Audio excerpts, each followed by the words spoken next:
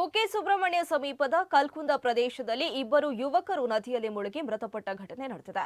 ಇನ್ನು ಮೃತರನ್ನ ಕೊಲ್ಲಮೊಗ್ರು ಗ್ರಾಮದ ಸುಜಿತ್ ಹಾಗೂ ಗೋಪಾಲ್ ನಾಯರ್ ಅವರ ಪುತ್ರ ಹರಿಪ್ರಸಾದ್ ಎಂದು ಗುರುತಿಸಲಾಗಿದೆ. ಸುಜಿತ್ ಹಾಗೂ ಹರಿಪ್ರಸಾದ್ ತಮ್ಮ ಇತರ ಸ್ನೇಹಿತರೊಂದಿಗೆ ನದಿ ದಡಕ್ಕೆ ತೆರಳಿದಾಗ ಈ ದುರ್ಘಟನೆ ಸಂಭವಿಸಿದೆ. ಸಾರ್ವಜನಿಕರಿಂದ ದೊರೆತ ಮಾಹಿತಿಯಂತೆ ಸುಜಿತ್ ನೀರಿಗೆ ಇಳಿದು ಈಜಾಟಕ್ಕೆ ಪ್ರಯತ್ನಿಸಿದ ವೇಳೆ ಈಜು ಬಾರದೆ ನೀರಿನ ಆಳಕ್ಕೆ ಸಿಲುಕಿದ್ದಾನೆ. ಸುಜಿತ್ ಮುಳುಗುತ್ತಿರುವುದನ್ನು ಕಂಡ ಹರಿಪ್ರಸಾದ್ ಅವರನ್ನ ರಕ್ಷಣೆ ಮಾಡಲು ನೀರಿಗೆ ಇಳಿದ್ರು. ಇಬ್ಬರು ನೀರಿನ ಒಳಗೆ ಸಿಲುಕಿ ಮೃತಪಟ್ಟಿದ್ದಾರೆ.